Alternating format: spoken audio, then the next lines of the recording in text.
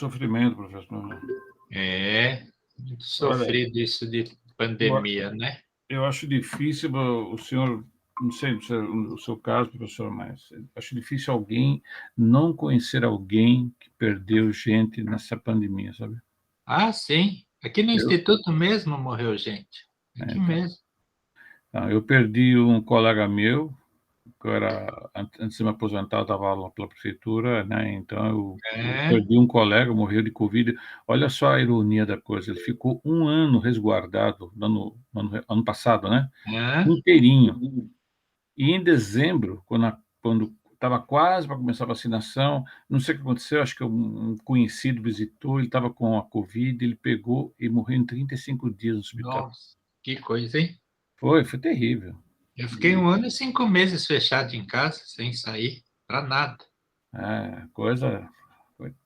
E o pior é que os infectologistas falam que essa epidemia não será a última. É, sim. Logo vem outra aí. Virão outros no futuro, porque a população humana cresce, invade áreas Sim, onde existem vírus e bactérias que descontrole, né? estão isolados na natureza Sim. eventualmente, mas acabam tendo contato. Eu fico até preocupado com o caso do ebola da África, porque o ebola é uma coisa horrorosa. Ah, é, sim. Imagina se o ebola, que é um vírus também, consegue passar por alguma mutação, que é uma possibilidade, né?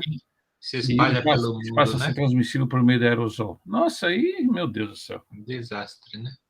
Aí o coronavírus vai ser uma gripinha, uma gripezinha, como diria o nosso estimado presidente, né? Sim, estimadíssimo. Bom dia, Karina. Bom dia, Maria Figueiredo. Bom dia, Maria Fernanda. Vamos esperar. Tenho 9 alunos. Vamos esperar chegar mais 1 ou 2 alunos. Hum, Esperar mais uns 2 minutos. Aí a gente começa a nossa aula de hoje. ok. Bom dia para todas vocês.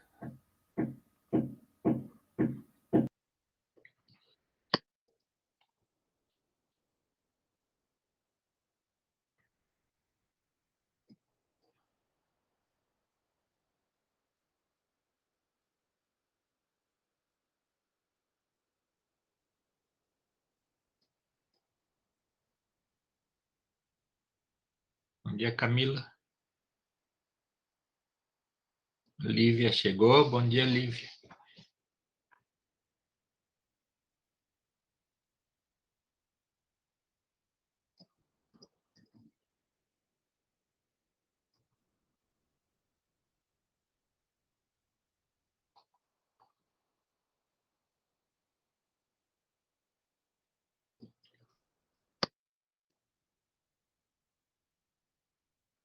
Bom dia, Renan.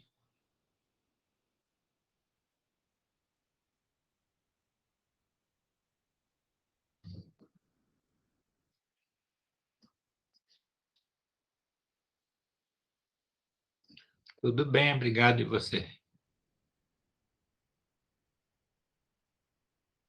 Então, tá bom.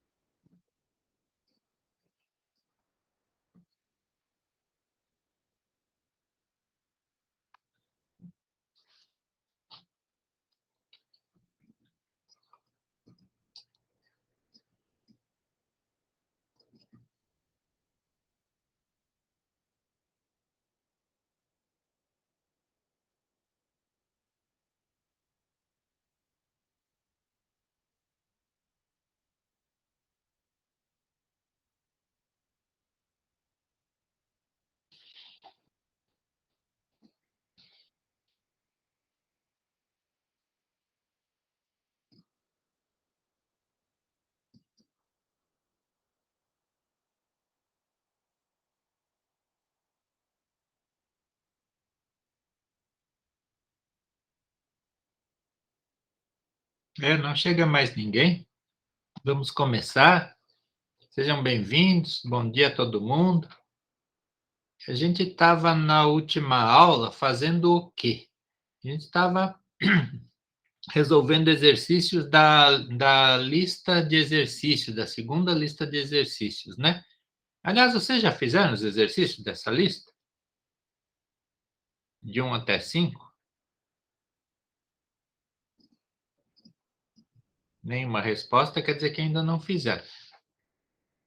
Eu não, o Eduardo Shinsuke Errara ainda não fez. Não, eu digo porque se a gente for acumulando, né, aí depois no final fica difícil, a gente vai ter alguma dificuldade, depois vem a lista 3 também, mas vocês que sabem, né, façam conforme dê inspiração, conforme vocês se sintam bem fazendo. Mas vamos conversar agora, vamos ficar conversando sobre o exercício 6 da lista, que é um exercício bastante volumoso e que a gente ainda precisa aprender alguma coisa para resolver ele. Então, a gente está falando de difração de raio-x, né? O exercício 5 da semana passada já era sobre isso, e esse é o 6. Quando a gente tinha aula presencial, era bem melhor, porque aí a gente ia no laboratório, vocês viam o equipamento funcionando, e viam interpretação de resultados no computador.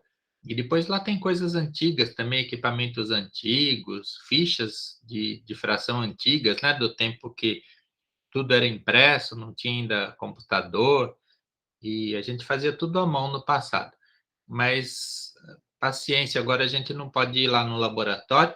Depois tinha uma aula que vocês ficavam a aula inteira resolvendo um exercício de interpretação de difratogramas, né? Gráficos de difração de raio-x, e aí vocês identificavam o material, e aí ficavam fazendo contas, né? Calculando o parâmetro de célula.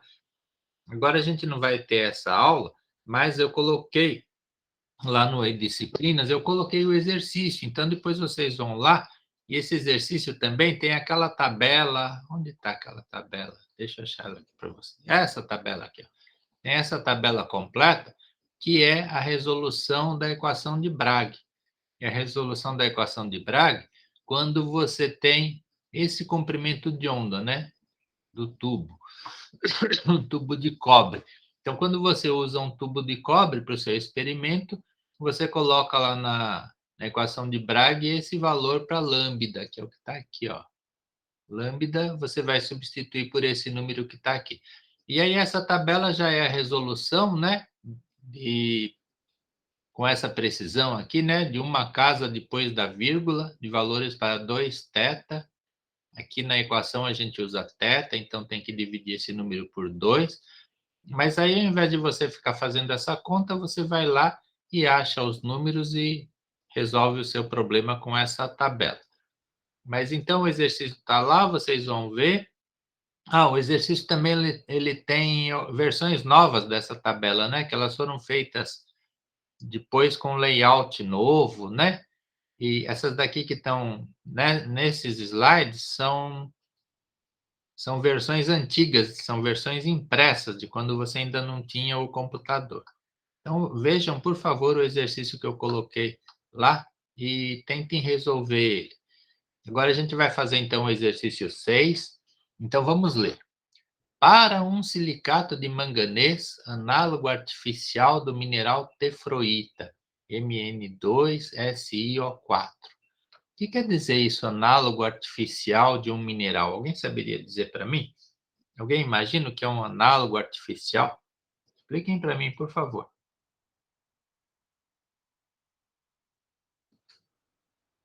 O que será um análogo artificial de um mineral?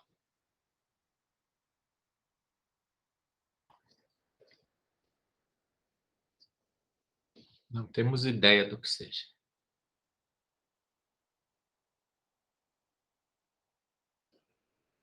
Vamos sortear alguém, fazer pergunta? Vamos perguntar para alguém em particular. Vamos ver alguém aqui da lista. Camila saiu. Alguém já respondeu, olha só. Então não precisa nem sortear alguém.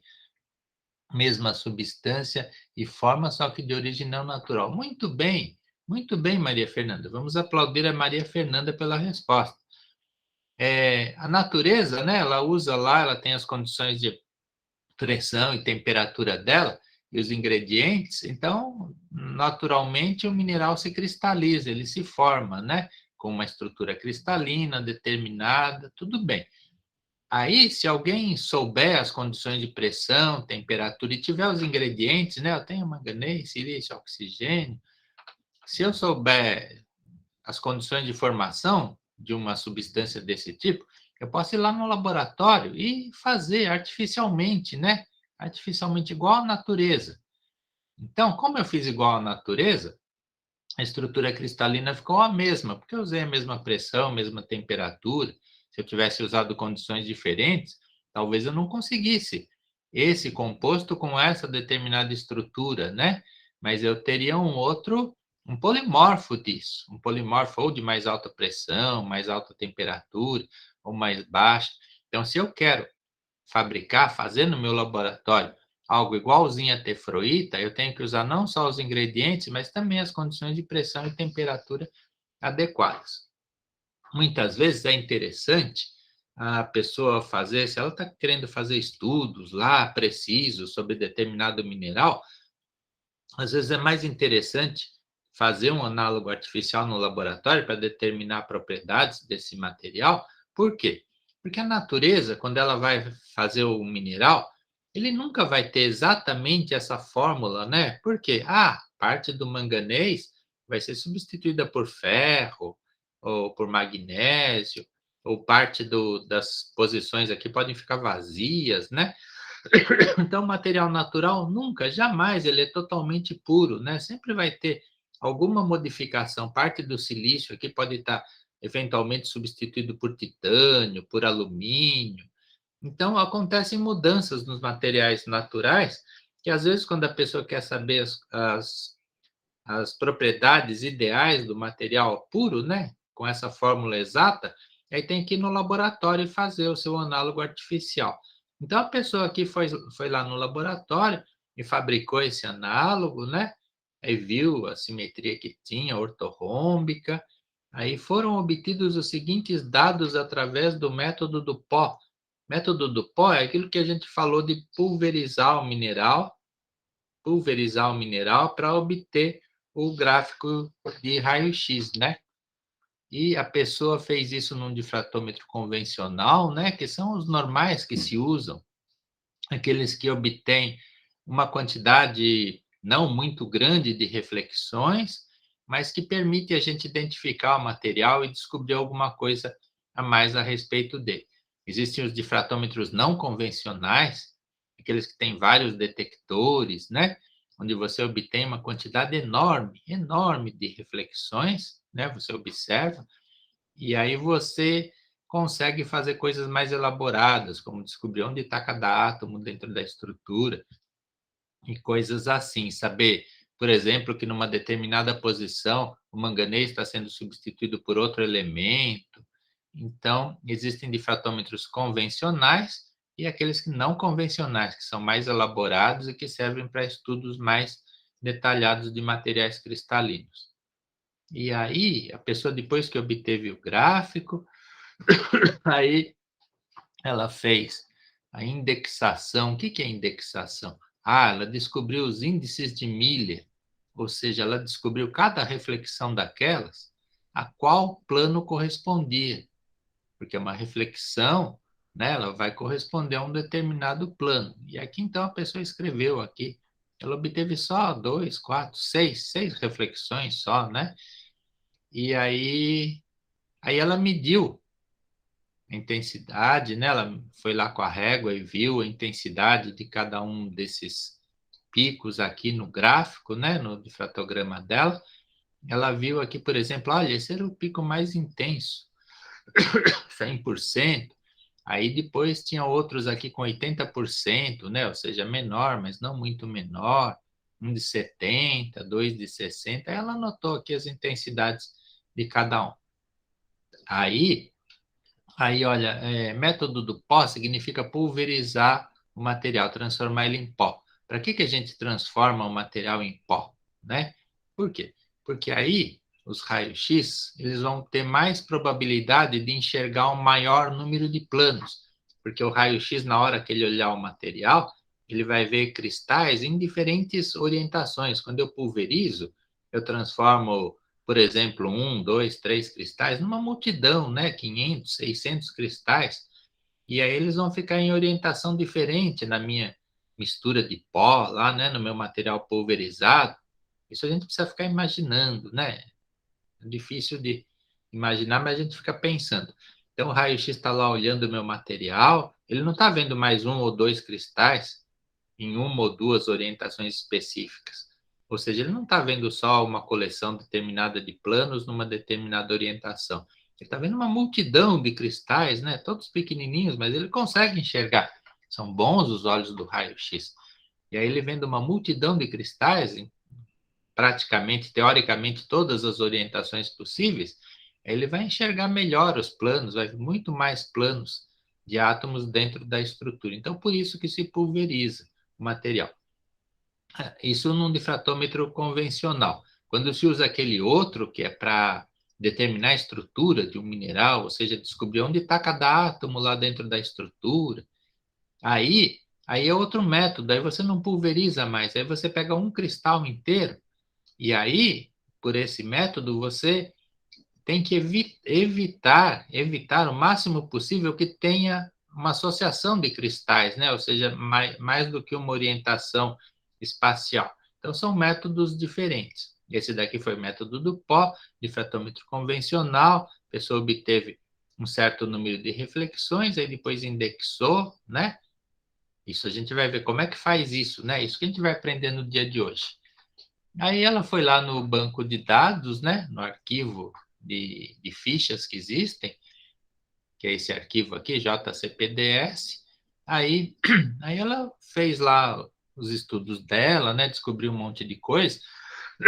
E a gente vai agora aqui também descobrir uma porção de coisas, né? Por exemplo, item A. A.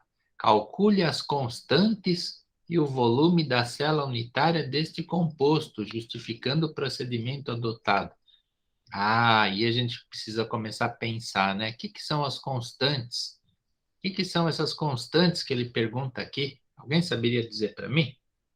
O que são as constantes que uma pessoa calcula a partir de um gráfico de difração de raio-x? Que serão?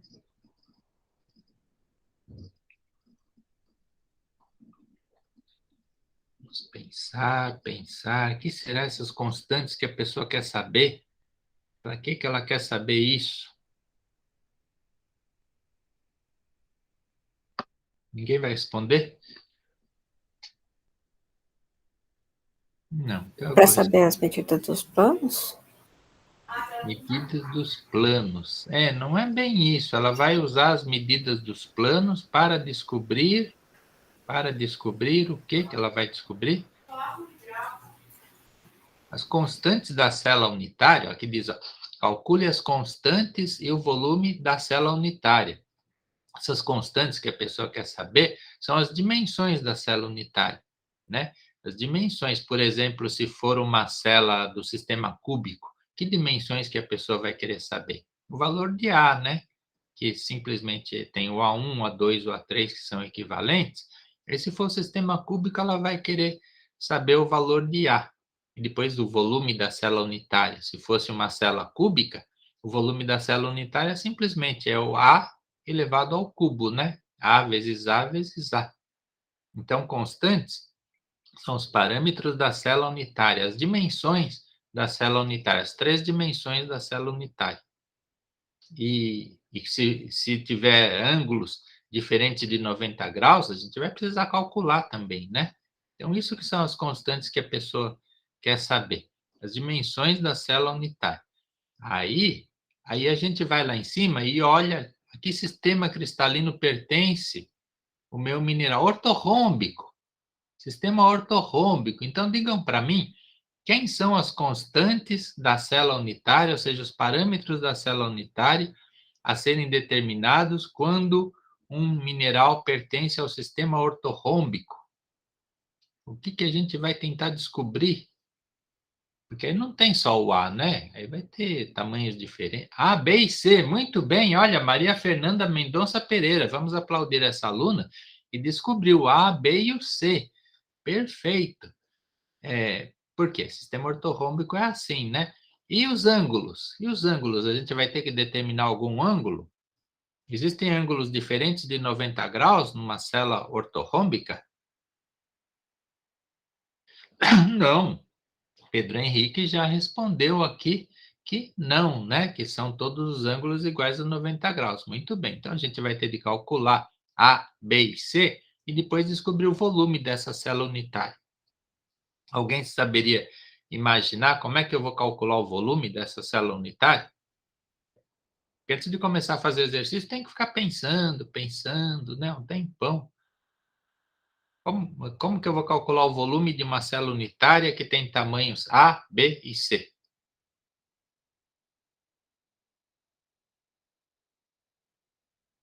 Não sabemos. Qual será o volume dessa célula unitária?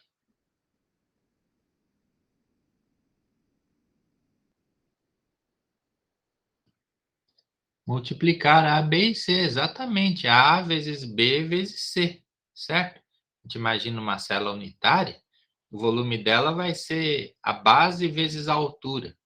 A base, A vezes B, né? E a altura, C. Então, A vezes B vezes C. Simplesmente, como os ângulos são todos retos, não vai ter nenhuma complicação a mais. Muito bem, então já pensamos aqui no item A. O B parece ser mais complicado. Vamos dar uma olhada no B aqui, ó.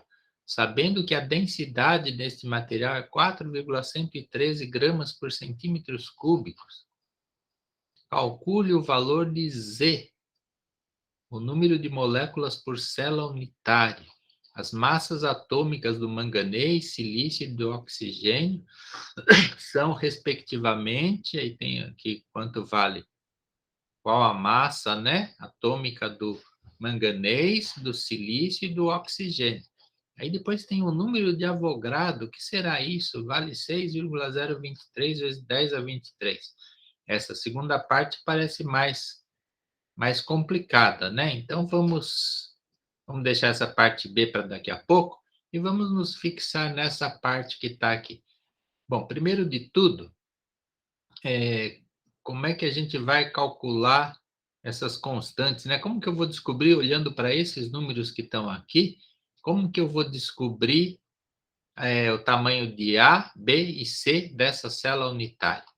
Parece ser complicado, né? Mas não é, é simples. Aí eu trouxe fórmulas aqui para vocês, fórmulas que são usadas para a gente calcular parâmetros de célula unitária a partir das reflexões, né? Dessas H, K e L que estão aqui, e a partir do valor D. Olha, eu vou ter que transformar esse 2θ aqui em D, hein? Como é que a gente faz uma coisa dessas? Aí, vamos olhar como que são essas fórmulas, né? Porque eu trouxe aqui para todos os sistemas. Cada sistema tem as suas fórmulas. Depois vamos ver a relação entre elas. Então, precisamos olhar.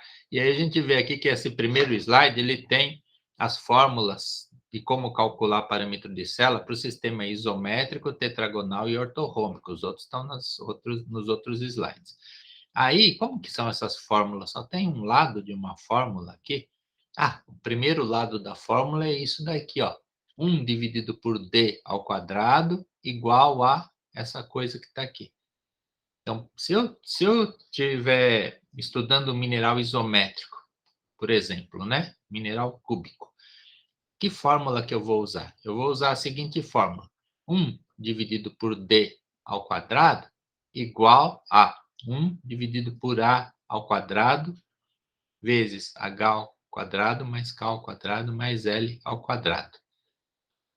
Olha só, se o mineral é do sistema cúbico, nós já falamos isso, né?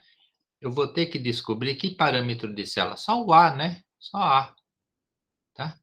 Porque as dimensões são as mesmas, A1, A2 e A3 iguais, então eu vou ter que descobrir quanto vale A. Aí a minha fórmula, olha, 1 dividido por D igual a 1 dividido por A, e aqui tem o H, o K e o L. Vejamos aqui uma coisa, né? Façamos de conta que esse daqui fosse um mineral cúbico, né? Façamos de conta. Eu teria aqui um valor de D, que vai sair na hora que eu usar a equação de Bragg. Eu vou usar a equação de Bragg, eu vou precisar transformar esses valores de 2θ em D. Por quê? Porque esse é o ângulo em que ocorreu a reflexão E eu não vou usar esse dado, né? Veja, minha fórmula não tem ângulo, né? Ele tem D, que é distância. Então, eu vou ter que transformar isso daqui em D. E o H, o K e o L eu já tenho aqui. Passamos de conta que fosse um mineral do sistema cúbico, então eu teria o valor de D, eu teria o H, o K e o L, né? E o que eu tenho de descobrir é o A. Então, veja que fácil que seria para um mineral cúbico. Eu usaria uma reflexão só, para uma reflexão só, eu já conseguiria descobrir o valor de A. Porque o A seria a única incógnita, né? Eu colocaria aqui, que números que eu colocaria aqui? Ó? Tem o 0, 2 e o 1. Colocaria 0, 2 e 1 aqui. O D. O D vai sair na hora que eu transformar esse 2θ em D. Então, eu colocaria o valor de D, o H, o K e o L, resolveria essa equação. Olha, já está o meu valor de A, certo? Então, eu já descobriria a dimensão da minha célula unitária com uma só reflexão. Aí, o que se faz? O que se faz é o seguinte, se você tem uma porção de reflexões, você calcula A para todas elas, todas. O A aqui vai dar tal coisa, vai dar tal coisa, tal coisa. Faz de conta que o A vai dar 5,01. Aqui vai dar 5,00. Aqui vai dar 4,99. Então, tem uma série de valores. E aí, o que eu vou fazer com esses muitos valores de A? O valor de A, teoricamente, é só um, né? Só um valor de A. O que é que eu faço? O que vocês fariam? O que vocês fariam? Você tem um monte de valor de A, mas você quer só um, né? Que é aquele que vai representar o seu mineral. Tirar a média? Tirar a média. Vamos aplaudir a Camila Sayuri Kinoshita. Kinoshita. Tem um mineral que chama Kinoshitaíta, eu acho. Kinoshita. E, então, palmas para essa aluna, ela descobriu o que se faz é tirar a média de todos os valores, né? E aí a pessoa tem um valor médio. Por que que não dá o valor exato, né? O valor exato de tudo. Ah, porque a gente tem imperfeições, a gente tem arredondamentos. Na hora que a gente mede esses ângulos aqui, olha que precisão que eu tenho, né? Para medir esses ângulos. E quando eu vou fazer as contas também, que precisão que eu tenho. Veja aqui, ó, tem duas casas depois da vírgula. Se eu for usar aquela tabela, cadê aquela tabela? Aqui é essa tabela. É que eu só tenho uma casa depois da vírgula, né? Se eu for usar aquele valor... É difícil, né? Ficar mexendo assim tudo. Mas se eu for usar esse valor, 22,05, vamos olhar na tabela que vocês têm aí, não está completa. Eu vou olhar na minha tabela aqui, na minha mão, minha tabela impressa, 22,05. Eu não tenho, né? Eu tenho 22,0 e 22,1. O 22,0 dá 4,0401. O valor de 22,1 dá 4,0220. Eu poderia, no máximo, fazer uma média, né? Mas também não vai ser correto, porque esses valores não crescem linearmente, né? Eles crescem de uma maneira diferente. Então, eu tenho imprecisão, as imprecisões estão sempre presentes, e aí, por isso que eu não vou ter valor preciso do valor, se fosse A, né? Faz de conta que o meu material é cúbico. Então, faço todas as contas e tiro uma média para ter um valor que seja razoável, que represente a minha estrutura. Bom, meu material não é cúbico, né? Se fosse cúbico, muito fácil.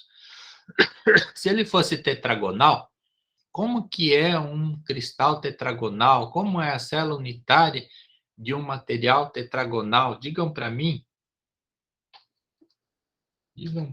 como é um mineral tetragonal. Maria Figueiredo saiu da reunião. A1 e A2 e C. A1, A2 e C. Muito bem, muito bem. Então, se eu tenho A1, A2 e C, então é um valor só de A, né? Que vai representar A1 e A2, que são iguais. E C. Vejam só, a fórmula aqui do sistema tetragonal vai ficar assim, ó, 1 dividido por D ao quadrado igual H ao quadrado mais K ao quadrado dividido por A ao quadrado mais L ao quadrado dividido por C ao quadrado. Então, olha, O valor de D vai ser conhecido, né, da minha tabela. Os valores de H, K e L também vão ser conhecidos da minha tabela. Então, eu tenho duas incógnitas. Ah, então eu não vou conseguir descobrir duas incógnitas com uma só equação. Ou seja, não adianta eu querer a partir de uma só descobrir A e C, se esse material fosse tetragonal, né? Eu precisaria fazer o quê? Se eu não consigo descobrir com uma só equação duas incógnitas que são A e C, o que eu faço nesse caso? Digam para mim. Primeiro de tudo, eu me desespero, né? Que eu não consigo descobrir as duas coisas assim de imediato. Eu me desespero. Aí depois eu me acalmo e fico pensando, o que eu vou fazer? E qual é a solução? Digam para mim qual é a solução. Talvez montar um sistema com os picos? Muito bem. Renan Matheus acertou. Vamos aplaudir esse aluno. Montar um sistema de equação. Muito bem. Se são duas incógnitas só, poucas equações eu já vou descobrir tudo, né? Eu escrevo uma equação, escrevo outra. Eu começo a somar uma com outra. Eu começo a diminuir uma da outra e acabo descobrindo o valor do A e do C, que é o meu objetivo, né? As minhas constantes da célula unitária. Muito bem, então é exatamente com sistemas de equações que a gente vai calcular os parâmetros de célula. Aí chegamos ao sistema ortorrômbico. Sistema ortorrômbico, como é uma célula ortorrômbica? Vamos relembrar. O que eu tenho que descobrir numa célula ortorrômbica? Quais são as suas dimensões? A, B e C. A, B e C, muito bem. Vamos aplaudir a Camila que disse são A, B e C. E quando eu olho a fórmula aqui, exatamente, olha, vai ficar 1 dividido por D ao quadrado igual a H ao quadrado sobre A, K ao quadrado sobre B, L ao quadrado sobre C. Veja que é tudo ao quadrado, hein? Se a gente esquecer de levar alguma coisa ao quadrado aqui, vai ficar errada a nossa conta. Vão ficar erradas as nossas contas. Muito bem, é o nosso caso. Olha, sistema ortorrômbico. Eu vou ter de descobrir A, B e C. E eu tenho esses valores de HKL aqui. Então, eu vou ter de escrever uma porção de equações para ficar mexendo, lidando, brincando com essas equações até descobrir os tamanhos da minha célula unitária, né? Felizmente, eu não vou ter que descobrir ângulo nenhum, porque a minha célula tem todos os ângulos retos. Então, eu sei que são todos 90 graus já. Depois, eu vou calcular o volume, eu vou simplesmente multiplicar A por B por C, conforme já deduzimos agora há pouco. Então, já sabemos para o sistema ortorrômbico. Agora, eu vou mostrar outras fórmulas para vocês, que são mais complicadas, né, realmente. No sistema hexagonal e também no sistema tetragonal, às vezes a gente desenha uma célula unitária, como aquela que a gente já conhece, que tem... Que eixos que a gente tem numa célula hexagonal? Vocês conseguem se lembrar? Vamos voltar, vamos tentar achar uma figura, porque é mais difícil a gente se lembrar dessas coisas. Ah, mas alguém já falou aqui, ó, Pedro Henrique já falou, A1, A2, A3 e C. Exatamente, né? Cadê? Ou não tem uma figura aqui para mostrar para vocês?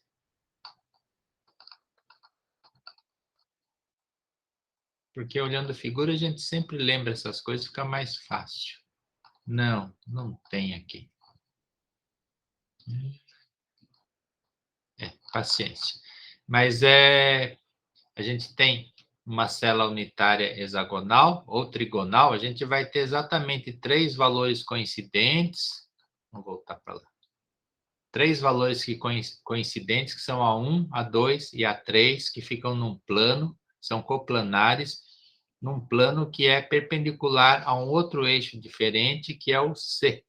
O C é diferente de A1, A2 e A3. Portanto, em geral, o tamanho de C, também de uma célula unitária, vai ser diferente dos tamanhos de A, B e C, de A1, A2 e A3. Então, C, em geral, tem um tamanho, uma dimensão diferente de A1, A2 e A3. Só vai ser igual por coincidência, né? Mas conteúdo de elementos de simetria, o conteúdo de átomos na direção C, vai ser diferente de A1, A2 e A3. Muito bem. Então, como A1, A2 e A3 são equivalentes, eu vou simplesmente determinar um valor de A, que vai equivaler a essas 3 dimensões. E aí depois o C, que é diferente. Então, na hora que eu tiver uma fórmula de uma célula desse tipo, olha aqui, ó, exatamente, ó, A e C. Eu vou ter duas incógnitas para resolver, que nem no caso da célula tetragonal, ó, né? A e C, igualzinho. Só que a fórmula já fica diferente, olha. Isso daqui foi tudo deduzido matematicamente, né? Geometricamente. Não é muito difícil, mas a gente não vai fazer isso aqui. Então, foi deduzida essa fórmula aqui. Você vem aqui e coloca o valor de D, né? Para uma reflexão. E depois coloca o H, o K e o L. E aí você, ó, que é o H e o K aparecem aqui, né? O L aparece aqui. Ficou bem diferente a fórmula. Mas no final, você vai também montar um sistema de equações. Por quê? Porque tem duas incógnitas, né? Você não descobre tão facilmente assim. Aí eu já vou contar um segredo para vocês, um segredo. Vejam aqui as reflexões. Aqui eu tenho 0, 2 e 1. Olha, nessa equação aqui, ó, um dos membros da equação já vai desaparecer, né? Olha aqui, ó. Isso aqui já vai desaparecer porque o H é 0. Aí, aqui não tem nenhuma delas, nenhuma dessas reflexões que tenha dois valores iguais a 0. Mas, se eu tiver dois valores iguais a 0, olha só, eu iria colocar um... Faz de conta que aqui fosse, que a reflexão fosse 0, 0, 1, né? Então, 0 aqui, isso desaparece. 0 aqui, isso desaparece. 1 aqui. Olha que fácil, eu vou descobrir com uma única equação, eu vou descobrir o valor de C. Então, tem vezes que fica mais fácil resolver esses problemas, né? Por quê? Ah, porque dois valores são 0, então dois membros da equação já desaparecem. Então, eu descubro uma coisa muito facilmente, tá? Então, fica facilitado resolver esses problemas quando? Quando dois itens aqui são iguais a 0, tá? Qualquer uma dessas equações vai ficar muito mais simples quando eu tenho reflexão 100, 001, 003, né? 030, coisas do tipo assim, vão facilitar a resolução dessas equações, por mais complicadas que elas sejam. Muito bem. Aí a gente estava estudando, né, essa equação, porque não adianta só enfiar os números aqui e tentar resolver, a gente tem que entender alguma coisa, né, do que está aí na equação. Aí diz aqui índices romboedrais. O que é isso? Ah, porque muitas vezes, quando você tem cristais do sistema hexagonal ou do sistema trigonal, você pode desenhar, construir uma célula unitária diferente. Uma célula unitária que corresponde a um romboedro. Você se lembra o que é um romboedro? O que é um romboedro?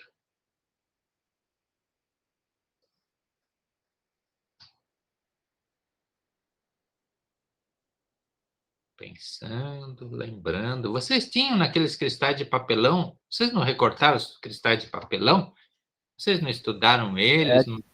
É aquele quadrado meio torto, assim. Não sei como falar.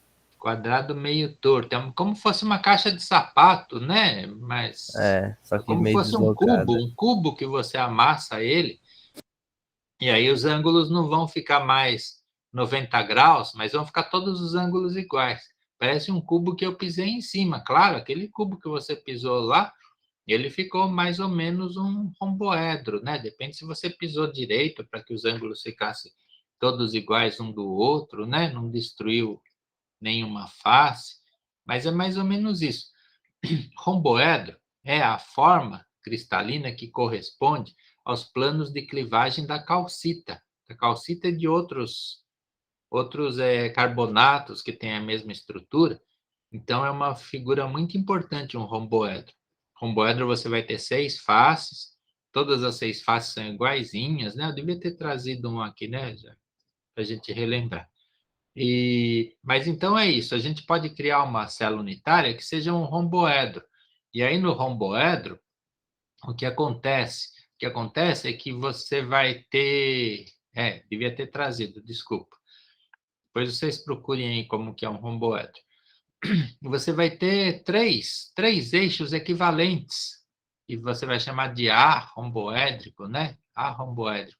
Então, você descobre o valor de A, e você descobre também um ângulo, porque vai ter um ângulo lá, aqui está chamado de alfa.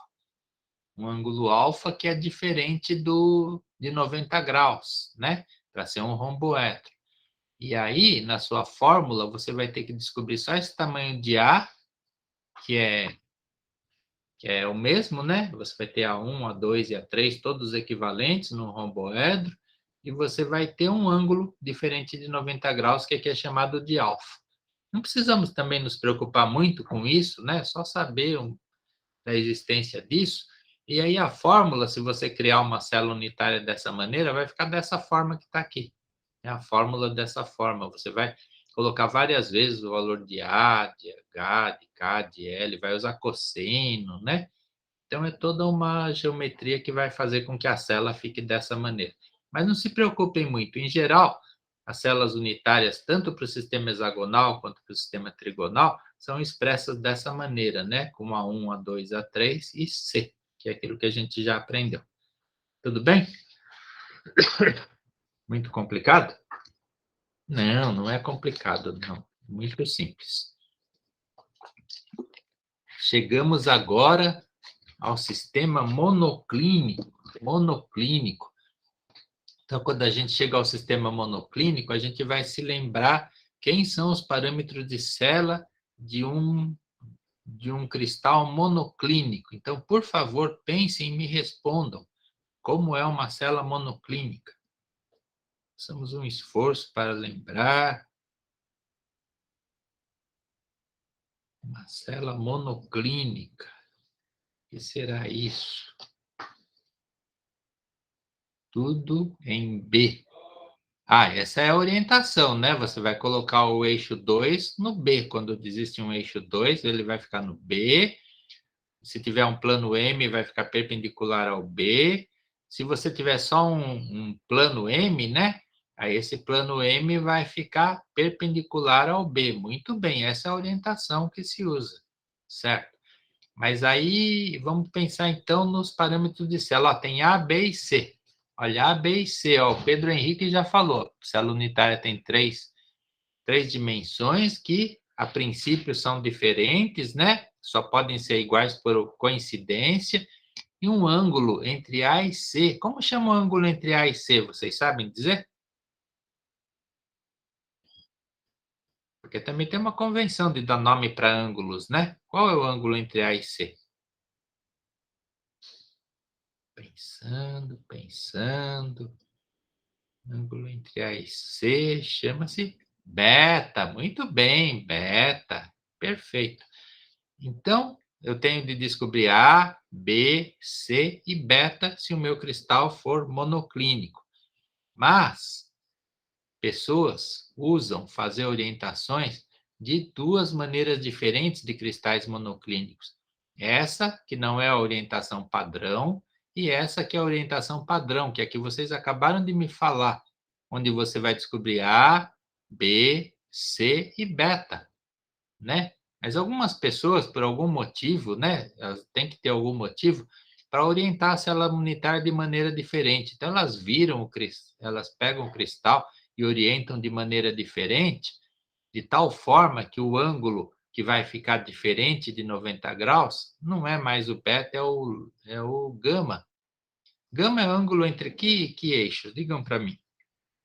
O gama é o ângulo entre quais eixos?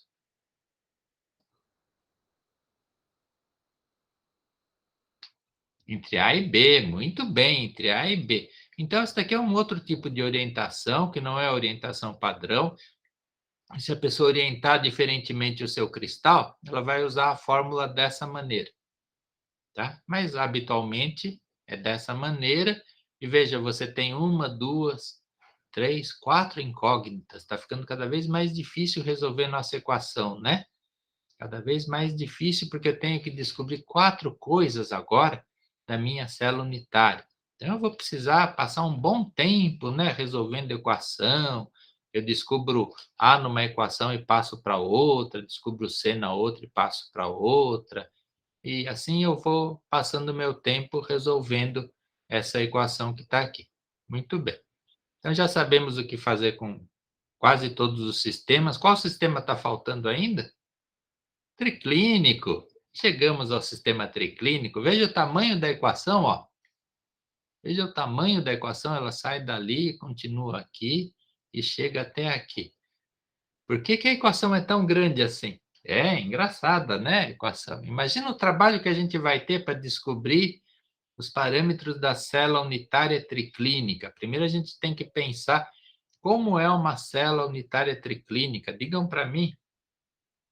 Professor, se você colocar isso na prova, eu vou ficar bem triste. Depois, daqui a pouco, eu vou fazer uns comentários a respeito disso. Não desespere. Eu vou descobrir A, B, C e o que mais, né? Os tamanhos são, em geral, diferentes, porque os eixos são não... Nem tem eixo, nem tem nada de simetria, né?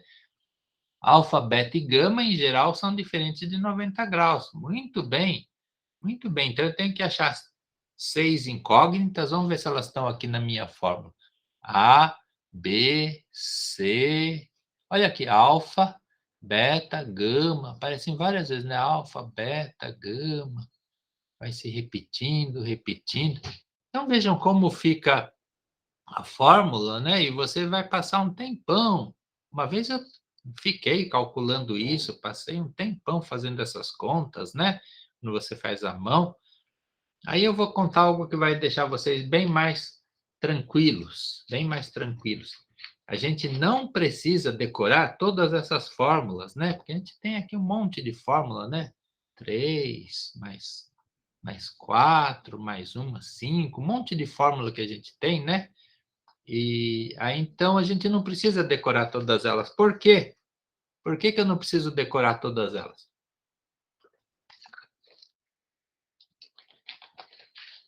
Alguém tem a resposta de por que eu não preciso saber todas essas fórmulas? Ah, pelo seguinte, eu vou contar para vocês. Todas essas fórmulas que estão aqui, ó, no primeiro e segundo slides, são simplificações dessa fórmula. Todas elas são simplificações disso. Então, basta eu saber essa fórmula aqui, se eu simplificar ela, eu vou chegar nas outras fórmulas. Por exemplo, se eu sei a fórmula do sistema triclínico, né? Que é essa que está aqui. Se eu quiser calcular, saber a fórmula para o sistema monoclínico, olha, no sistema monoclínico, eu vou ter alfa e gama iguais a 90 graus. Então, eu venho aqui nessa equação, eu já coloco aqui 90, né? Aqui 90, né?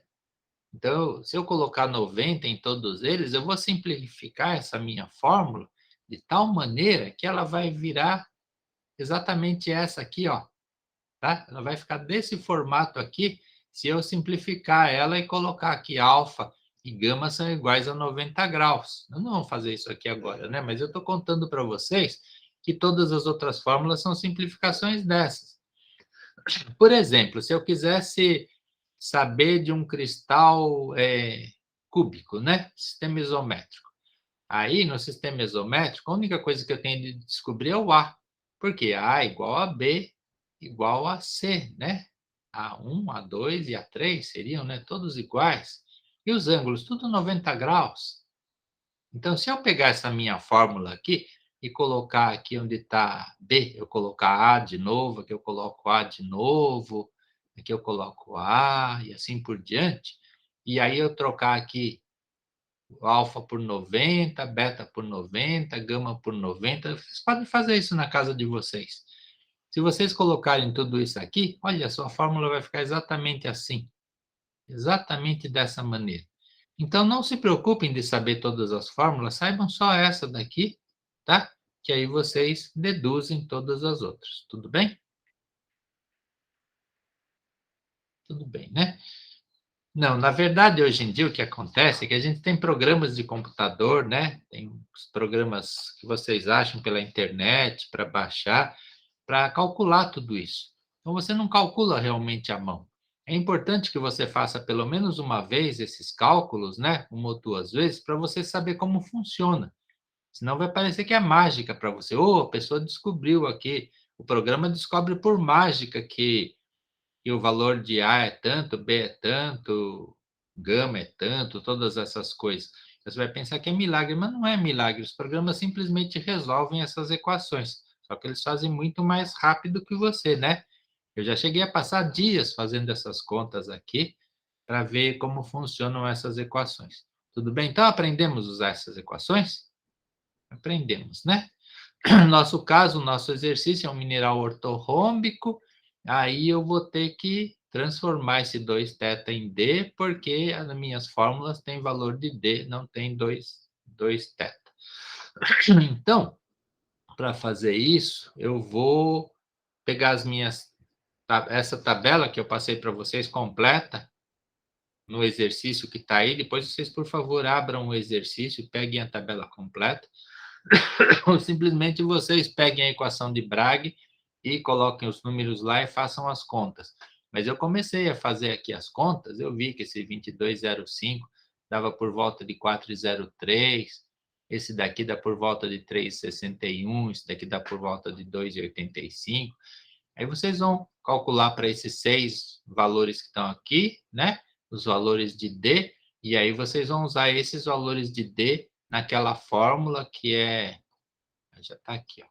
Essa é a fórmula, então, né? Para o sistema ortorrômbico, assim que ela vai ficar. Então, vai ficar assim, ó, 1 dividido por D ao quadrado, igual... Esse D tem que ser o D correspondente ao H, K e L que estão aqui. Por isso que está aqui H, K e L, né? Esse D não é um D qualquer, é o D que corresponde a esse H, esse K e esse L, tá? Então, eu peguei, né? Coisa que vocês também vão fazer, vocês vão pegar os números e vão escrever equações. Olha que eu escrevi para as duas primeiras reflexões, essa e essa. Essa daqui é 021, essa daqui é 1. Aí eu peguei, então, e na minha fórmula ficaram 0, 2, 1 e 1, 1, 1, tá? Eu escrevi a equação só para as duas primeiras reflexões. Claro que vocês vão pegar e vão escrever para todas as outras. E aí vocês vão ficar brincando com essas equações até descobrirem o valor de A, B e C, certo? Isso é muito, muito interessante, muito legal de fazer. Olha, aqui vai desaparecer, por exemplo, né, aquilo que eu falei, né? Esse membro da equação, esse pedaço da equação aqui vai desaparecer, então vai ficar mais fácil, né? Eu vou saber a relação entre B e C se eu resolver só essa equação, né? Eu vou saber que B vale, sei lá, 0,2 de C, alguma coisa assim. Aí eu vou mexendo, brincando com as minhas equações, que vão ser 6 equações, até descobrir o valor de A, B e C, certo? Tudo bem? Aí, o volume, na hora de calcular o volume, né? Essa daqui, como a gente já calculou, e os ângulos, por que eu tenho que fazer com todos? Ah, porque senão você não vai conseguir, porque você tem 3 incógnitas, né? Você não consegue descobrir 3 incógnitas em uma equação só. Não dá para fazer isso. Se você tentar, tente fazer com uma só, tente fazer nessa equação aqui, você descobrir quanto vale A, B e C. Você não consegue. Vai ter que ficar somando equações, brincando com números, não tem jeito. Você só consegue fazer com uma equação quando você está no sistema cúbico. Porque no sistema cúbico, ó, vamos ver a equação de novo, ó, só tem uma incógnita, né? Então, com uma incógnita só, você resolve com uma única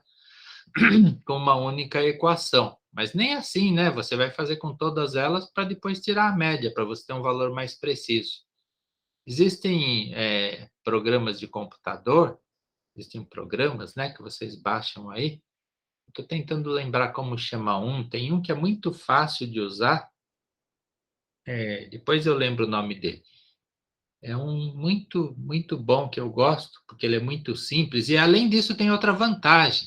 Ele tem uma versão em inglês. Aí você fala, ixi, eu não gosto de inglês, né? Eu não entendo inglês.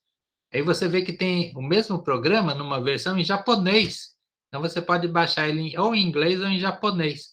E aí você resolve todas essas equações, né? Em vez de você ficar fazendo as contas, ele faz para você essas contas. Você diz lá que tem a reflexão com D igual a tanto, e que você tem o HKL igual a tanto, né? Você escreve tudo isso, D, você entra lá no programa com os valores de D, H, K e L, e você diz, pertence ao sistema ortorrômbico. Aperta um botãozinho, ele já fala, é tanto, B é tanto e C é tanto. Não só isso, ele calcula usando todas as reflexões que existem. Se você puser 30, 40, ele vai usar todas e vai fazer uma média. Ele vai descobrir, por exemplo, o valor de A em 3 equações, ele vai fazer a média. O B em 10 equações, ele vai fazer a média. E vai dizer a imprecisão também. Tá? Então, CellCalc, lembrei o nome do programa, CellCalc. CELLCALC. Procurem depois lá, tá? Vocês podem até tentar usar esse próprio exercício aqui para vocês resolverem, tá? Não, se tiverem preguiça de fazer as contas, o que ele faz é simplesmente fazer essas contas aqui. Aí, o que eu estava falando? Bom, então eu estava falando que vocês vão escrever 6 equações e vocês vão tentar descobrir os tamanhos de A, B e C. Aí depois ele pede para você calcular o volume da sua célula unitária. E eu coloquei aqui as fórmulas, isso está na lista de exercício de vocês. Daqui eu tirei de lá. Como calcular o volume para os diferentes sistemas cristalinos? Então, no sistema isométrico, simplesmente A vezes A vezes A, né? Ao cubo. Tetragonal, A vezes A vezes C. Ortorrômbico, que é o nosso caso aí, A vezes B vezes C. Aí, quando chegar nos outros sistemas, você vai ter de levar em conta os ângulos também, né? Sistema hexagonal, os ângulos são mais...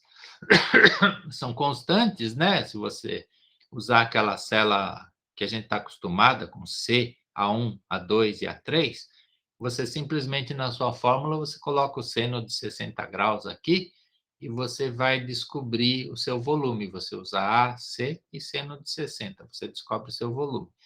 Quando for monoclínico, aí você vai usar o A, o B e o C, vai dizer também do seu ângulo. Beta, isso daqui é para quando você usa aquela orientação comum e vulgar, né? Onde o seu beta vai ser diferente de 90 graus.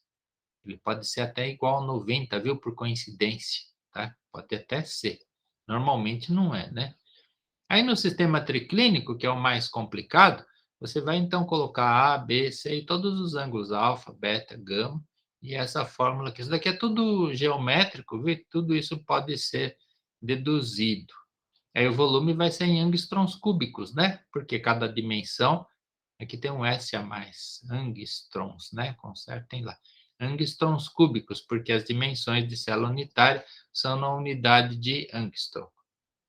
Se você quiser exprimir o volume em centímetro cúbico, ninguém faz isso, né? Falar o volume da célula unitária em centímetro cúbico. Aí você multiplica ele por 10 elevado a menos 24, né? Vai ficar um número muito, muito pequeno. Aí, o que vocês acham da gente fazer um intervalo antes de continuar a nossa história? Tudo bem? Pode ser. A Maria Fernanda concordou, então vamos fazer um intervalo. A gente volta do recreio daqui a 10 minutos, ok?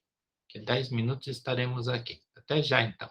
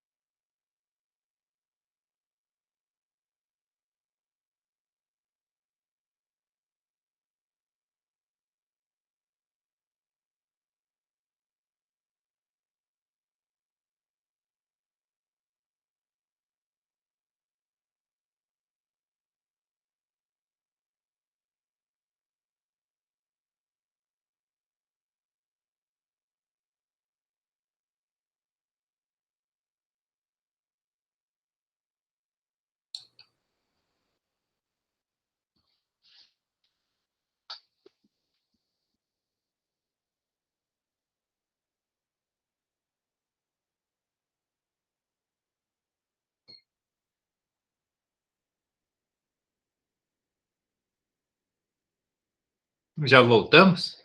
Tem alguém aí?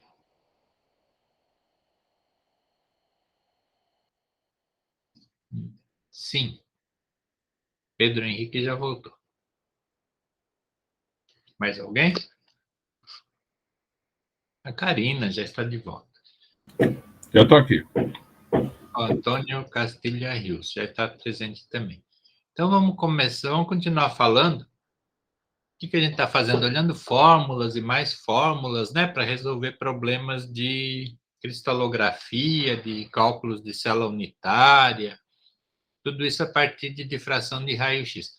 Olha, não se desesperem que a prova vocês vão ter acesso a tudo, né? Então vocês vão poder consultar, vocês vão achar as fórmulas, né? Então vocês vão ter acesso a todas as fórmulas e vão conseguir facilmente resolver esses problemas. Então, não se desespere. É claro que se vocês já tiverem feito todos os exercícios de lista, aí fica muito mais fácil, né? Porque vocês já sabem como fazer, onde achar as fórmulas, como proceder. Então, é importante que vocês resolvam todos os exercícios que vocês têm antes do dia da prova, não depois, né? Antes, porque aí você é como vocês estivessem estudando, né? Resolvendo exercício. Muito bem.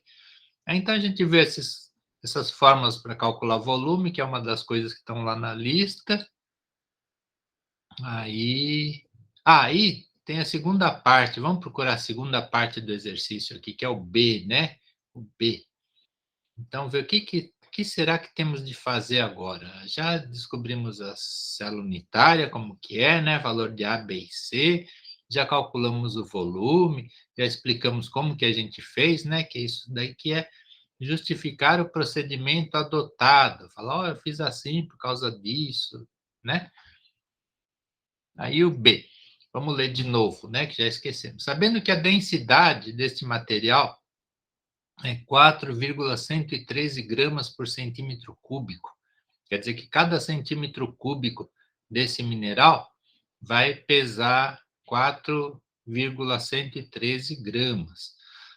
Ou seja, é bastante denso, né? Ó, se a densidade da água é 1, né? Esse daqui é 4 vezes, pesa 4 vezes a densidade da água.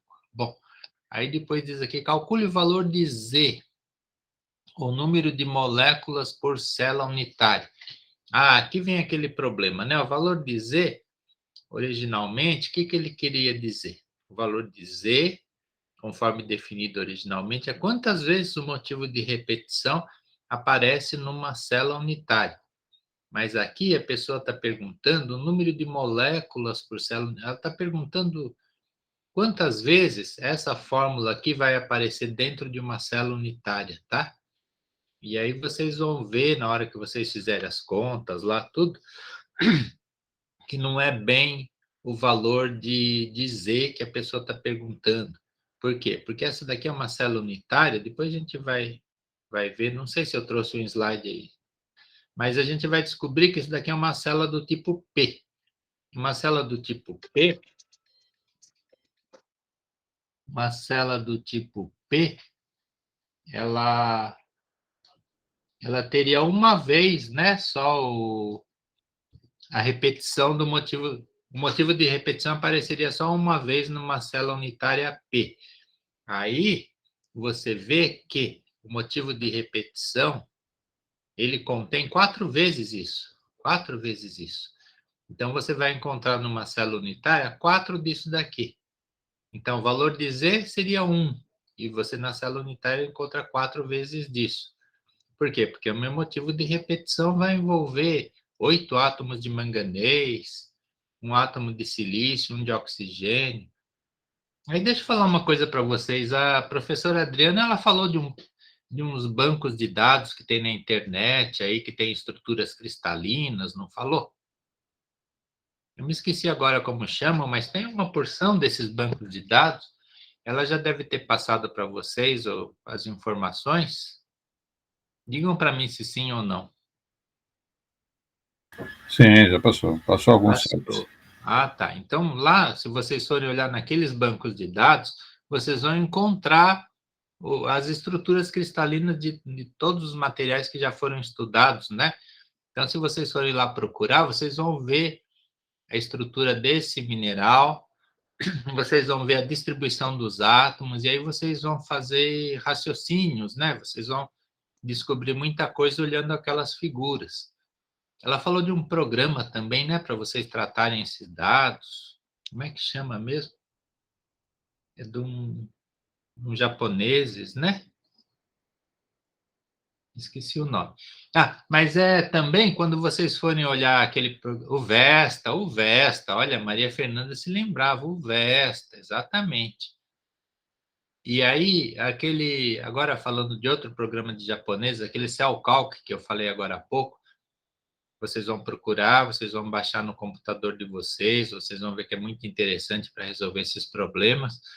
Mas na hora que vocês forem baixar, vocês coloquem lá no Google, não coloque só CellCalc, coloque o nome do autor também, que é Miura, porque existem vários programas chamados CellCalc e os outros não são tão simples quanto esse, os outros são mais complicados de usar. Se vocês quiserem esse mais simples, vocês escrevam o nome do autor também para achar o programa CellCalc do Miura, senão vocês vão achar o programa CellCalc de outros autores. Bom, nós estamos pensando aqui em célula unitária, falando de densidade, falando de valor de Z, né? Ou quantas vezes essa fórmula aqui aparece numa célula unitária. Aí, bom, falou a densidade. Você tem que calcular o valor de Z, né? Vai ter que descobrir quanto disso tem numa célula unitária. Aí diz aqui as massas atômicas do manganês, do silício. Onde que você acha esses números aqui? Digam para mim. Como que uma pessoa acha esses valores de massa atômica? Daqui a pouco vão aparecer mais fórmulas aí e a gente vai ter que usar isso, né? Porque a gente vai mexer com densidade, então a gente vai precisar saber massa atômica. Onde a gente acha a massa atômica dos elementos? Onde vamos achar isso? No Google? É no Google, mas onde no Google? Solto assim? Não, a gente vai ter coisa... Onde está? Coisa desse tipo, como chama isso daqui? Tabela periódica, isso. E na tabela periódica, vocês olham lá, tem os elementos, tem o número atômico e tem aqui a massa atômica. Isso você vai precisar para usar nos seus problemas, tá? Então, você vai achar a massa atômica dos elementos na tabela periódica. Ali falava, por exemplo, que onde está aqui? Aqui que o manganês, o silício e o oxigênio tem esses valores. Esses são os valores que você vai achar aqui. Se você procurar um manganês aqui, onde está o manganês? Está aqui, ó. Veja, aqui está escrito aquele número que está lá, ó, né? Então, você encontra todas essas informações na tabela periódica que vocês vão achar na internet, no Google. Então, onde estava? Estávamos lendo aqui. Número de Avogadro, não é Avogadro, Avogadro, né? Vale 6,023 vezes 10 a 23. Alguém sabe o que quer dizer isso aqui, número de Avogadro? Parece que a gente já ouviu falar isso, né? No colegial, no cursinho, não entendeu direito e depois esqueceu. O que é isso mesmo? Não é o número de átomos em 1 mol de um Muito bem, determinado produto? vamos aplaudir esse aluno. O número de átomos que vai ter em 1 mol. Muito bem. Então é isso, né? Aliás, esse número aqui, só uma curiosidade, eu também não sei direito a história, né? Mas esse número aqui a gente pensa, foi o Avogadro que descobriu que o número era esse daqui. Não, ele só falou a teoria, né? Ele descobriu lá o número de átomos, mas ele não sabia quanto que tinham. Isso foi feito há muito tempo, ainda não se sabia muito de cristalografia, mas esse número aqui foi deduzido a partir de experimentos de difração de raio-x, tá? Então, veja como é importante a difração de raio-x. Foi através de experimentos de difração de raio-x que se descobriu o número de Avogadro, não foi ele próprio que descobriu isso, hein? Então, veja que interessante, que importante que é isso. Mas tudo bem, a gente não vai ficar estudando esses detalhes aqui. Vamos ver aqui onde a gente tinha parado. Ah, aqui. A gente vai ter que calcular o que aqui? O valor de Z, né? O valor de Z, a gente tem densidade, tem massa atômica que tira da tabela periódica, tem esse número aqui. Aí, onde está aqui? Aqui. Isso daqui é um pedaço do exercício que vocês têm também na lista 2 de exercício. Um lugar lá tem essas quantidades de fórmulas que estão aqui. Então, a gente vai precisar olhar com cuidado para entender o que é isso aqui, ó. Massa representa a soma das massas dos vários átomos contidos na célula unitária. É necessário, portanto, conhecer a fórmula química do cristal, já conhecemos, né? E seu fator de multiplicidade. Isso daqui que é o Z, né? Fator de multiplicidade. Aqui, ó, Z. Aí diz aqui, o peso atômico de um átomo individual é meramente seu peso atômico em gramas dividido pelo número de Avogadro. É um fator, né, que a gente vai colocar nas nossas fórmulas para obter o que a gente quer. Portanto, o peso em gramas, mg, é dado por. Aí tem aqui uma fórmula. Por que aqui diz peso e aqui é m? Qual a diferença entre peso e massa? É a mesma coisa, peso e massa? Não, não é a mesma coisa. Massa é a quantidade de matéria. Muito bem, O muito peso bem. é a matéria submetida a uma aceleração. Isso. Peso é igual a massa vezes gravidade, né? Alguma coisa do tipo, assim, é coisa de física, né? Muito bem, mas aí na prática a gente mistura, né, erroneamente tudo isso. Aqui diz, ó, peso e aqui tá massa, né? Então, essas coisas na prática a gente mistura tudo, mas se fosse olhar com mais cuidado, isso não está bem escrito do jeito que está aqui, né? E aqui diz, ó, massa em grama, né? Esse G aqui é grama, é igual a massa vezes Z. Z é esse Z aqui, ó, fator de multiplicidade, dividido por esse número que é o número de Avogadro. Aí, diz aqui, ó, densidade R. Olha aqui, olha, veja como está errado aqui, né? Aqui está R, aqui está Rho, a letra grega Rho. Então, aqui a densidade está marcada com esse símbolo, Rho, que era o mesmo que deveria ter sido escrita aqui. Porém, nos trabalhos de mineralogia, a gente não usa isso daqui, Rho. A gente usa D para dizer densidade, tá bom? Então, consertem aí na lista de vocês, coloquem D aqui, que é o padrão, é aquilo que sempre se usa na hora que você está falando de densidade de minerais, né? Que está tratando de minerais aqui na nossa disciplina.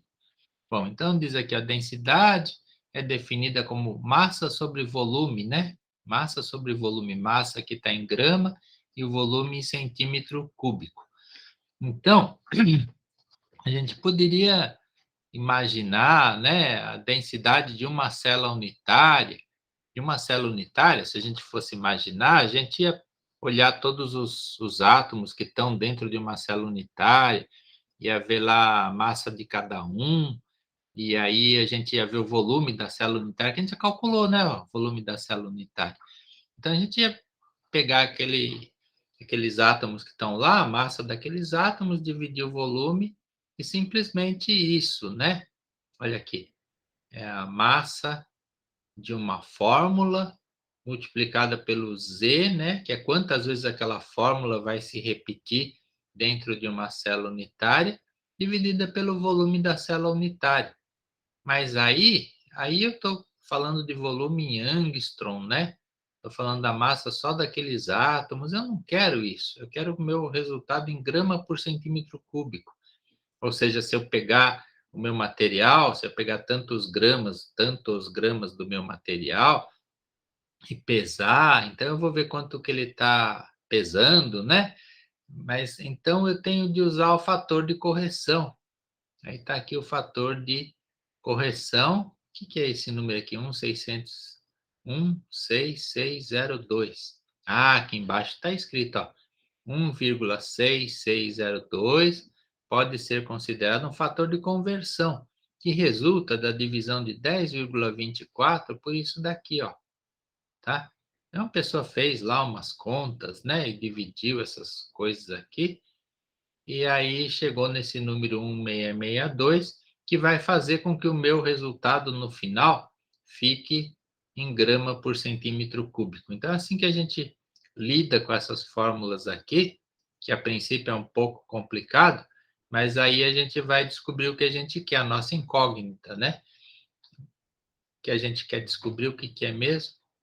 O que pergunta aqui? Calcule o valor de Z, né? Então, eu vou descobrir quanto daquele material tem na minha estrutura. Ó, volume, eu calculei lá, né? Muito bem. A massa eu vou usar ela. Oh, difícil. A massa eu vou calcular a partir desses valores que estão aqui. Como que eu faço isso? Só tem 2 manganês aqui, né? 2 átomos de manganês. Eu vou multiplicar 2 vezes isso. Aí eu vou somar um silício. O silício está aqui. Eu vou pegar 4 oxigênio, vou multiplicar isso daqui por 4. Então, eu vou somar esses valores todos, eu vou ter aquele valor de M, né? Então, M, o V, eu já tenho isso daqui, esse fator aqui que alguém milagrosamente calculou para mim, e eu vou descobrir o Z, eu vou descobrir um número que aparece aqui, tá? Aí tem aquela complicação, né? Se eu pegar a minha fórmula só dessa maneira que ela está aqui, Mn2SO4, sem saber que o meu motivo de repetição faz com que isso daqui apareça 4 vezes, é esse motivo de repetição que vai se repetir nos 4 limites da minha célula unitária, então eu vou achar que o valor de Z igual a 4, já estou contando para vocês, né? O Z vai dar 4 aqui. Nunca vai dar perfeito por causa de arredondamentos, viu? Depois a gente vai ter de arredondar, que vai dar, por exemplo, 3,98, tá? E você fala, não, precisa ser um número inteiro, né? Z é um número inteiro. Em geral é um número inteiro, né? Algumas vezes tem alguma exceção. Mas aí, então, você vai descobrir que o Z aqui é igual a 4, mas aí você fala, oh, mas a minha célula é primitiva, né? Porque você vai olhar os dados de estrutura, por aí, vai falar, oh, a tefroíta, ela tem uma célula ortorrômbica do tipo P. Então, o Z não era para dar isso. Aí você fala, então é porque está repetindo, né? Em cada vértice da minha célula primitiva, eu tenho 4 vezes aquilo que está lá. Muito bem, aí você descobre isso. A densidade já está contada aqui, né? Cadê a densidade? Já está aqui a densidade. Essa fórmula você pode usar de diferentes maneiras. Sempre você vai ter 3 coisas que você sabe e vai descobrir uma quarta coisa. Que a densidade, por exemplo, você descobriria se você soubesse o valor de M, Z e V. Ok? Então, é assim que você vai resolver aquilo. Aqui a tabela periódica, que ajuda muito a gente, né? Porque a gente vai encontrar informações, vai encontrar muitas outras informações em tabelas periódicas mais detalhadas, que é o assunto que a gente vai começar a tratar nas aulas seguintes, né? Cristaloquímica, a gente vai falar de coisas assim. E aí tem tabelas periódicas muito mais detalhadas, onde a gente vai tirar outras informações, por exemplo, a valência de Eduardo Shinzo Ikehara saiu da reunião. Agora já voltou, porque acho que caiu, né? A internet cai. E aí então outras tabelas periódicas a gente vai descobrir, por exemplo, valência dos elementos, né? Vai saber, por exemplo, que o molibdênio vai ocorrer em valência 6+, o vanádio 3+ ou 5+. Então, coisas assim que a gente vai descobrir que vão ajudar a gente a resolver os problemas de cristaloquímica, de ligações químicas, né? E aí, então a tabela periódica é algo muito importante que a gente vai usar muito a partir das próximas aulas. Eu vou escanear uns exercícios, uns papéis aí, passar para vocês também. Tem uma pergunta aqui. Pergunta, Maria Fernanda Mendonça Pereira, mas então, como eu saberia o tipo de célula para fazer essa interpretação de Z? Tem de procurar No International Tables, você não vai achar a estrutura de um determinado material, você vai achar como são as células unitárias, quem são os elementos de simetria, onde estão os motivos de repetição. Mas você não vai saber especificamente para cada material quem são os motivos de repetição. Você tem de procurar naqueles bancos de dados de estrutura cristalina, que no momento eu não sei o nome, mas que existem vários na internet, onde você vai achar a estrutura cristalina de todos os materiais que já foram estudados dessa maneira. Então, é lá que você tem que achar, ou tem outros bancos de dados, tem um site que chama Mindat. Eu vou mostrar, aliás, no slide seguinte aqui, ó. Esse aqui é um pedaço do site chamado Mindat. Eu não sei se a Adriana já passou essas referências todas para vocês, não sei. Mas tem um site chamado Mindat, M-I-N-D-A-T. Esse site, eles têm todas as informações para todos os minerais. Quantos minerais a gente conhece hoje em dia mesmo? Quantos minerais que a gente conhece? Vocês sabem? Alguém tem alguma ideia? Quantos minerais a gente já conhece? Já foram descritos, que se sabem suas propriedades? Nenhuma ideia. 5.700 e poucos. 5.700 e poucos minerais são conhecidos hoje em dia. E aí, nesse banco de dados, você acha informações do tipo dessas que estão aqui. Isso aqui é só um pedacinho que eu recortei e pus aqui. E acha todas as informações a respeito de todos os minerais. Por exemplo, aquele mineral que a gente estava estudando, que era a tefroíta, né? Tefroíta. Eu fui lá na página da tefroíta e copiei esse pedaço daqui para vocês. Veja o que diz aqui, ó, que pertence ao sistema ortorrômbico. Aqui tem o grupo pontual, né? 2 sobre M, 2 sobre M, 2 sobre M. Então, você já sabe os elementos de simetria que tem no cristal exteriormente, né? Aqui não diz a simetria interna dele, né? Ah, os parâmetros de cela. Aqui, então, aquilo que vocês vão calcular, né? Se vocês fizerem as contas certas de vocês, vocês vão chegar a valores parecidos com esses que estão aqui, tá? Então, a importância para você comparar os seus dados. Se vocês acharem valores totalmente diferentes desses, o que aconteceu? O que terá acontecido?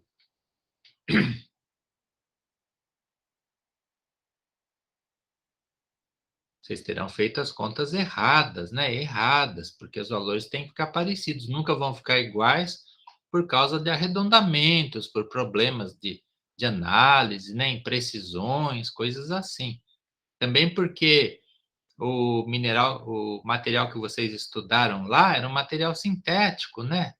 Perfeito, perfeitamente, sem nenhuma variação química.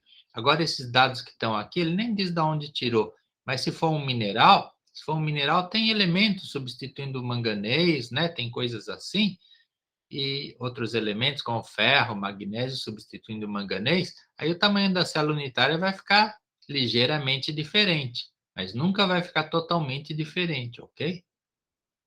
Isso daqui é coisa que a gente calcula, relação de tamanho entre A, B e C. Vocês tiveram exercício disso, né, na primeira lista?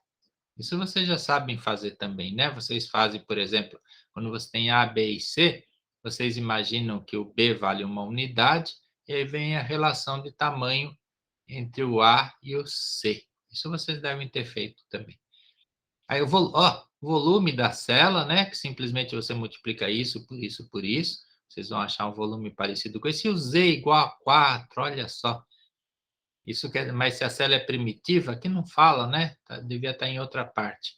Mas a célula é primitiva, então deveria dar 1 aqui, né? Mas é 4 por quê? Porque o seu motivo de repetição, quando você olhar lá a estrutura do mineral, você vai ver, então, que aquela unidade lá se repete 4 vezes ao redor do vértice da célula unitária, certo? Então, aqui é o hábito, né? Cristais prismáticos curtos. Deixa eu falar uma coisa para vocês. Esse mineral aqui, cadê? Isso aqui é uma olivina. Vocês já ouviram falar de olivina? Olivina é um mineral muito importante, muito comum. Aparece em rochas ígneas, aparece muito em basalto, mas em geral elas são de magnésio e de ferro. Existe também uma de manganês, que é mais rara, que é essa que está aqui na história. Então, se você sabe que é uma olivina e que aqui está manganês, então você já pode imaginar como que é a estrutura das outras olivinas, né? Você vai ter uma de magnésio, que chama forsterita, e você vai ter uma de ferro, que chama faialita. Aí você já imagina, olha, vão ter o mesmo tipo de estrutura. Então, você estudando o material, você vai saber, então, como são os outros que têm a mesma estrutura que ele. E aí era só isso que eu programei para a aula de hoje. E aí vocês precisam ter tempo para resolver esses exercícios, né? Então, vocês podem ficar agora até meio-dia, são 11h35, resolvendo os exercícios de vocês, tá? Espero que vocês tenham gostado dessas fórmulas e tenham ficado motivados para resolver os exercícios de vocês. E aí vocês vão também na internet e baixem aquele programa CellCalc do Miura e também vão lá procurar como que é a estrutura desse mineral, onde estão os átomos, né? Naqueles bancos de dados de estrutura cristalina. Professor, não encontrei o link para baixar esse programa. Vixe, eu vou ter de procurar de novo, então. Eu encontrei e baixei, mas já faz tempo, né? De repente ele sumiu. Eu vou ver se eu não achar para baixar, eu não sei se é possível colocar. Tem coisas que não dá para colocar, né? Você precisa instalar ele. Mas se eu achar, eu vou colocar lá no Drive, sim. Ou eu vou colocar o link, né? Se eu achar o link, ou eu coloco o programa inteiro lá. Ok? Tudo bem? Alguém mais de vocês procurou já? Não, ninguém mais achou, tá tudo certo. Então, tudo bem, né? Então, alguém tem perguntas, dúvidas, críticas, comentários, reclamações? Então, não, né? Então, tudo bem. Então, vou desligar tudo aqui. Bom fim de semana para vocês. Tem um feriado segunda-feira, divirtam-se. Uma sugestão de diversão para segunda-feira: resolver a lista. O que tem aqui? Deixa eu ver o que está escrito. Professor, a gente poderia fazer uma aula para tirar dúvida da lista? Claro, claro. Vamos programar isso. Talvez a próxima quarta-feira já, vocês querem? Vocês querem organizar? Tomar cerveja. Eu não gosto, não tomo nada que tenha álcool. Para mim, não é. Um exercício legal, uma coisa boa para se divertir na segunda-feira seria ficar resolvendo essa lista, aí trazer os problemas na quarta-feira. Quarta-feira a gente pode fazer uma aula para tirar as dúvidas da lista. Pode ser assim? Tudo bem? Ok, professor, tenha um bom dia, tá? Para vocês também. Um bom feriado Bom também. dia, bom feriado, bom fim de semana. Até mais, então. Muito obrigado pela presença. Eu vou desligar aqui, então. Tchau para vocês. Desliga, que interromper a gravação.